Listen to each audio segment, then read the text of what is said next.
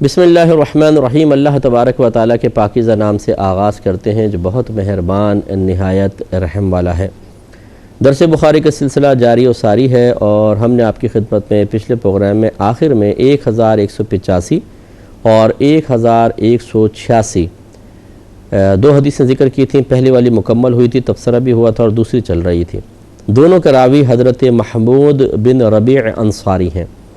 ایک تو وہ اپنے بچپن کا واقعہ بیان کرتے ہیں جو حدیث نمبر 1185 میں جب وہ 5 سال کے تقریباً تھے کہ نبی کریم صلی اللہ علیہ وسلم ان کے گھر تشریف لائے تو کنویں سے پانی لے کر آپ نے ان کے چہرے پر کلی فرما دی تھی مزاحن۔ اور دوسری روایت یہ بیان کرتے ہیں کہ طویل کے حضرت یہ کہتے ہیں کہ حضرت اتبان بن مالک انصاری سے میں نے سنا، اور وہ رسول اللہ صلی اللہ علیہ وسلم کے ساتھ بدر میں حاضر تھے۔ وہ بیان کرتے تھے کہ میں اپنی قوم بنو سالم کو نماز پڑھاتا تھا اور میرے اور ان کے درمیان ایک وادی حائل تھی۔ جب بارشیں ہوتیں تو میرا اس وادی سے مسجد کی طرف جانا مشکل ہو جاتا تھا، تو میں نے رسول اللہ صلی اللہ علیہ وسلم کے پاس حاضری کا شرف حاصل کیا اور میں نے آپ سے عرض کی کہ یا رسول اللہ صلی اللہ علیہ وسلم، بے شک میری نظر کمزور ہو گئی ہے اور جو وادی میرے اور میری قوم کے درمیان ہے، جب بارش آتی ہے تو وہ بہنے لگتی ہے، یعنی بھر جاتی ہے پوری۔ چنانچہ میں چاہتا ہوں کہ آپ میرے گھر تشریف لے آئیں اور میرے گھر میں ایک جگہ نماز پڑھائیں اور میں اس جگہ کو مصلی بنا لوں، نماز کی جگہ۔ تو نبی کریم صلی اللہ علیہ وسلم نے ارشاد فرمایا کہ میں عنقریب ایسا کروں گا، ٹھیک ہے ہم آ جائیں گے۔ پھر صبح کو رسول اللہ صلی اللہ علیہ وسلم اور حضرت ابوبکر صدیق رضی اللہ تعالیٰ عنہ اس وقت آئے جب دن خوب چڑھ گیا تھا، یعنی چاشت کا وقت ہو گیا تھا۔ تو رسول اللہ صلی اللہ علیہ وسلم نے اجازت طلب کی، یعنی اندر آنے کی۔ اتبان فرماتے ہیں میں نے آپ کو اجازت دی، جو آپ اندر آئے اور بیٹھے نہیں، یہاں تک کہ آپ نے فرمایا کہ تم اپنے گھر میں کس جگہ چاہتے ہو کہ میں نماز پڑھاؤں؟ تو میں نے آپ کو اشارے سے بتایا کہ میں اس جگہ نماز پڑھنا چاہتا ہوں۔ تو نبی کریم صلی اللہ علیہ وسلم کھڑے ہو گئے اور آپ نے تکبیر پڑھی اور ہم نے آپ کے پیچھے صف بنائی۔ یہ تو پچھلے پروگرام میں یہاں تک عرض کر چکا ہوں۔ اب آگے چلتے ہیں کہ پھر آپ نے 2 رکعتیں نماز پڑھائیں، پھر سلام پھیرا اور ہم نے بھی آپ کے ساتھ سلام پھیر دیا۔ میں نے آپ کے لیے کھانا تیار کیا تھا، چنانچہ میں نے آپ کو وہ کھانا کھلانے کے لیے روک لیا۔ قریب کہتے ہیں کچھ حویلی تھی تو حویلی والوں نے سن لیا کہ آپ میرے گھر تشریف لائے ہیں، تو وہ لوگ بہت تیزی سے آئے حتیٰ کہ گھر میں بہت زیادہ لوگ ہو گئے۔ چنانچہ ان میں سے ایک شخص نے کہا کہ مالک کو کیا ہوا کہ میں ان کو نہیں دیکھ رہا ہوں؟ تو انہی میں سے ایک شخص نے جواب دیا کہ معاذ اللہ وہ منافق ہے، اللہ تعالیٰ اس کے رسول سے محبت نہیں کرتا۔ نبی کریم صلی اللہ علیہ وسلم نے ارشاد فرمایا کہ ایسا نہ کہو، کیا تم اس کو نہیں دیکھتے کہ اس نے اللہ تعالیٰ کی رضا جوئی کے لیے لا الہ الا اللہ فرمایا ہے، کہا ہے؟ تو اس شخص نے کہا کہ اللہ تعالیٰ اور اس کے رسول کو ہی زیادہ علم ہے، یا رسول اللہ آپ ہی زیادہ جانتے ہیں، اللہ زیادہ جانتا ہے۔ رہے ہم تو خدا کی قسم ہم اس کی دوستی اور اس کی بات چیت صرف منافقین کے ساتھ دیکھتے ہیں۔ تو نبی کریم صلی اللہ علیہ وسلم نے ارشاد فرمایا کہ پس بے شک اللہ تعالیٰ نے اس شخص کو دوزخ پر حرام فرما دیا ہے جس نے اللہ کی رضا جوئی کے لیے لا الہ الا اللہ پڑھا۔ حضرت یہ محمود فرماتے ہیں کہ پھر میں نے یہ حدیث ان لوگوں کے سامنے بیان کی جن میں رسول اللہ صلی اللہ علیہ وسلم کے صحابی حضرت ابو ایوب انصاری بھی تھے، جو اس غزوے میں فوت ہو گئے تھے جو ارض روم میں ہوا تھا، اور یزید بن معاویہ ان پر امیر تھا، یعنی امیر معاویہ کا یزید، جو یزید پلید ہے وہ امیر تھا۔ تو حضرت ابو ایوب نے میری بات کا انکار کیا، یعنی اس بات کا کہ میں نے یہ کہا کہ میں نے سرکار سے سنا جس نے لا الہ الا اللہ کہہ لیا اللہ نے اس پر جہنم کی آگ کو حرام فرما دیا، تو اس کا انکار کیا اور کہا اللہ کی قسم میں نہیں گمان کرتا کہ رسول اللہ صلی اللہ علیہ وسلم نے وہ بات کہی ہوگی جو تم نے بیان کی ہے۔ ابھی کیوں ایسا کہا ہے میں اس پہ پورا تبصرہ کروں گا، ابھی صرف آپ ترجمہ ذرا دیکھ لیں۔ تو یہ کہتے ہیں حضرت اتبان فرماتے ہیں کہ یہ بات مجھ پر شاق گزری کہ میں ایک حدیث بیان کر رہا ہوں اور مجھے یاد بھی ہے، لیکن ایک صحابی رسول جو بڑے صحابی ہیں قریب سرکار کے رہے ہیں وہ کہہ رہے ہیں کہ نہیں ایسا نہیں ہوا ہوگا کہ سرکار نے ایسا کہا، یعنی آپ کی سماعت میں کوئی فرق ہوگا، آپ نے صحیح سنا نہیں ہوگا، ایسا کیسا ہو سکتا ہے کہ سرکار یوں بیان فرمائے؟ تو حضرت ابو ایوب انصاری نے کیوں یہ فرمایا اس پہ میں بتاتا ہوں کہ کیوں انہوں نے ایسا کہا، کیوں انکار کر رہے ہیں، اس کی وجہ بھی بتاتے ہیں۔ لیکن انہوں نے انکار کیا، تو کہتے ہیں یہ بات مجھ پہ شاک گزری۔ حضرت اتبان فرماتے ہیں کہ پس میں نے اللہ تعالیٰ سے یہ وعدہ کیا، عہد کر لیا کہ اگر اللہ تعالیٰ نے مجھے اس غزوے سے سلامتی کے ساتھ لوٹا دیا تو اگر اتبان بن مالک یہ محمود رضی اللہ تعالیٰ عنہ، حضرت محمود کی بات چل رہی ہے نا، محمود نے بیان کیا، تو یہ محمود یہ کہتے ہیں کہ میں نے اللہ سے عہد کیا کہ اگر اللہ تعالیٰ نے مجھے اس غزوہ سے سلامتی کے ساتھ لوٹا دیا تو اگر حضرت اتبان بن مالک اپنی قوم کی مسجد میں زندہ ہوئے تو میں ان سے اس حدیث کے متعلق سوال کروں گا۔ پھر میں لوٹ آیا، میں نے حج یا عمرے کا احرام باندھا، پھر میں روانہ ہوا حتیٰ کہ میں مدینہ پہنچ گیا۔ پھر میں بنو سالم گیا، حضرت اتبان بن مالک کی جو قوم تھی۔ اس وقت حضرت اتبان بوڑھے اور نابینا ہو چکے تھے اور وہ اپنی قوم کو نماز پڑھاتے تھے۔ جب انہوں نے نماز سے سلام پھیرا تو میں نے ان کو سلام کیا اور بتایا کہ میں کون ہوں، بتایا کہ میں نے آپ کی یہ حدیث سنی تھی، آپ نے بیان کی تھی۔ پھر میں نے ان سے اس حدیث کے متعلق سوال کیا تو انہوں نے مجھے یہ حدیث اسی طرح سنائی جس طرح پہلی بار سنائی تھی۔ تو اس سے توثیق ہو گئی کہ میری سماعت میں کوئی فرق نہیں تھا، میں نے صحیح سنا تھا۔ اب حضرت ابو ایوب انصاری نے کیوں انکار کیا اس پر ہم تبصرہ کر کے انشاءاللہ آپ کو بتائیں گے۔ پہلے یہ دیکھ لیتے ہیں کہ یہ باتیں کئی دفعہ ہو چکی ہیں، پہلے بھی حدیث آئی تھی تو ہم تبصرہ کر چکے ہیں کہ حضرت اتبان بن مالک رضی اللہ تعالی عنہ کا ساتھ عذر تھا کہ نگاہ کمزور تھی، بیچ میں وادی تھی، آپ قوم کے پاس جاتے تھے، مسجد میں نماز پڑھاتے تھے، گھر آپ کا ذرا قوم سے دور تھا، قوم کے اکثر مکانوں سے، مسجد سے دور تھا، تو جب بارش ہوتی تو وادی میں پانی بھر جاتا۔ اب ایک تو ویسے ہی بینائی کم ہو اور پھر پانی بھی بھر جائے تو دقت ہوتی ہے ایسے شخص کو، تو آپ کے لیے ترک جماعت کے لیے عذر تھا، تو آپ نے باقاعدہ نبی کریم صلی اللہ علیہ وسلم کی خدمت میں حاضر ہو کر اپنا عذر پیش کیا اور درخواست کی کہ آپ میرے گھر اگر تشریف لے آئیں اور نماز پڑھ لیں تو میں اس جگہ کو مصلی بنا لوں گا۔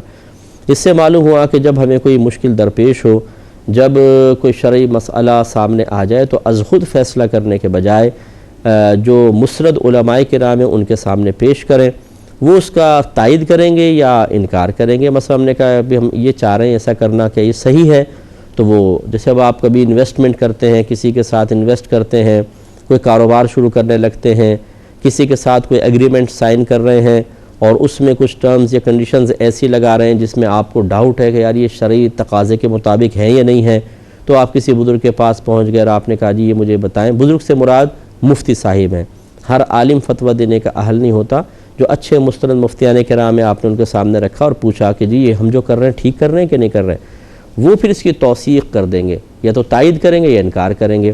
یہ ہونا چاہیے طریقہ کار۔ جیسے اب یہ پہنچے اور انہوں نے عذر بیان کیا، رسول اللہ وادی بھر جاتی ہے، میں چاہتا ہوں آپ گھر میں تشریف لے آئیں، نماز پڑھ لیں۔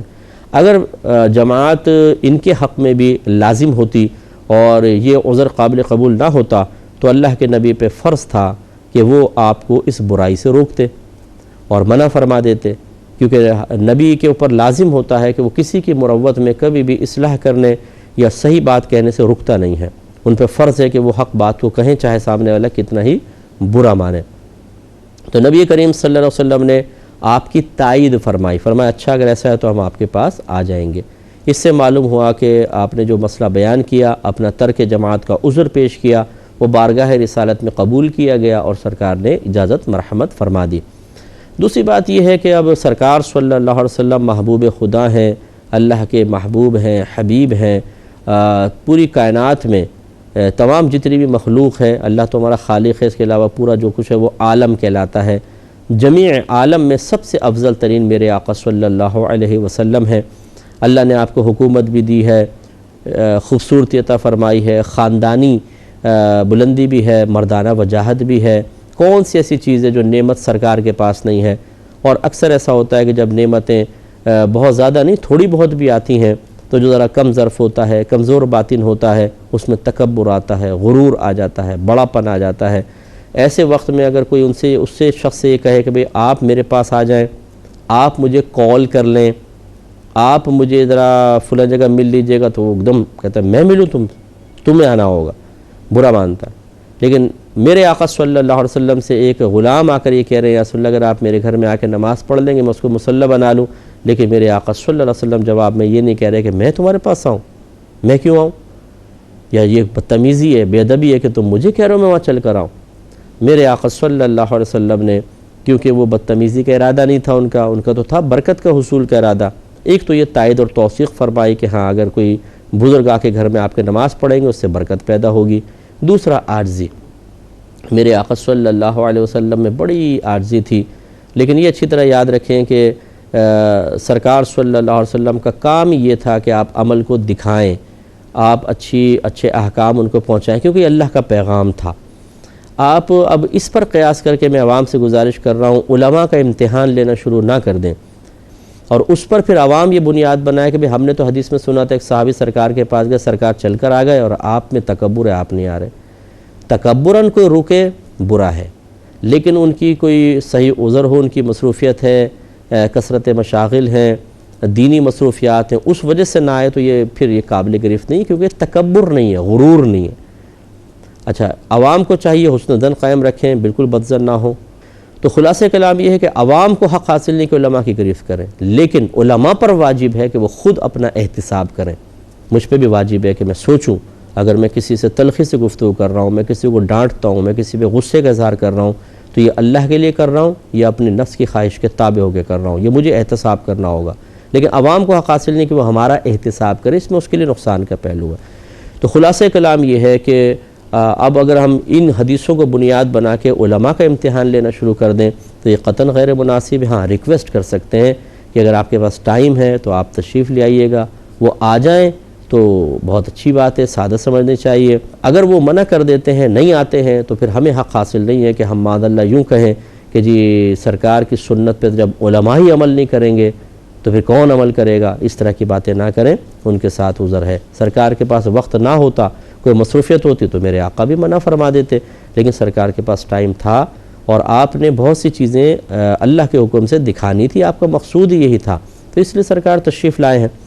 تو اس سے پتہ چلا کہ بڑوں کے اندر عاجزی ہونی چاہیے، انکساری ہونی چاہیے۔ تو سرکار صلی اللہ علیہ وسلم نے فرمایا کہ ہم آ جائیں گے۔ پھر آپ اور صدیق اکبر رضی اللہ تعالیٰ عنہ دونوں آئے۔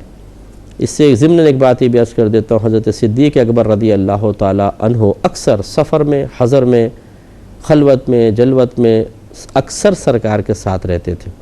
جب سرکار اپنے حجروں میں جا رہے ہیں وہ تو ٹھیک ہے، ایک پرائیویسی کا معاملہ ہے، لیکن جب میرے آقا صلی اللہ علیہ وسلم مسجد میں آ گئے ہیں، کہیں تنہائی میں کہیں سفر کر رہے ہیں، صدیق اکبر ساتھ ہیں۔ حتیٰ کہ جب وفات ہوئی ہے تو میرے آقا صلی اللہ علیہ وسلم نے اپنے اس صحابی کو اپنے ساتھ جگہ دی ہے۔ دوسری طرف حضرت عمر فاروق رضی اللہ تعالیٰ عنہ ہیں۔ ایک دفعہ میرے آقا صلی اللہ علیہ وسلم تشریف لے جا رہے تھے، سیدھے ہاتھ کی طرف ابو بکر صدیق تھے، بائیں جانب حضرت عمر فاروق تھے۔ سرکار نے ان دونوں کا ہاتھ اس طرح پکڑا ہوا تھا اور پھر فرمایا کہ جس طرح تمہارے ہاتھ اس وقت میرے ہاتھ میں ہے نا، جب قیامت قائم ہوگی، ہم اپنے قبروں سے جب نکلیں گے تو اسی طرح تمہارے ہاتھ میرے ہاتھ میں ہوں گے۔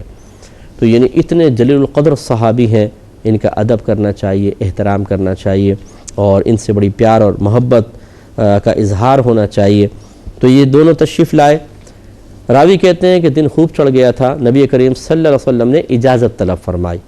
حضرت اتبان فرماتے ہیں میں نے اجازت دی۔ دیکھیں یہ ایک ادب اور احترام ہے۔ ہمارے ہاں بعض اوقات برا مان جاتے ہیں کہ یعنی عام لوگ بھی برا مان جاتے ہیں کہ دھڑا سے دروازہ کھولا اندر گھس گئے۔ آپ کو کہتا ہے کہ بھئی یار اجازت تو لے لے، ہم اجازت لیں گے، اس کا مطلب تم نے ہمیں پرایا سمجھا۔ بھئی یہ کیا بات ہوئی؟ کوئی بیچارہ کیسی حالت میں، کیسے نہیں، تم گھس گئے ایک دم اندر۔ جب اللہ کے نبی اجازت لے کر ہمیں تعلیم فرما رہے ہیں تو ہماری کیا ضرورت کہ بغیر اجازت کسی کے گھر میں گھسیں؟ اس کا بھی خیال رکھنا چاہیے۔ انشاءاللہ تبصرہ مزید ہوگا پوری حدیث پر اگلے پروگرام میں۔ وآخر دعوانا ان الحمدللہ رب العالمین۔ اللہم صلی علی محمد وعلی آلہ وصحبہ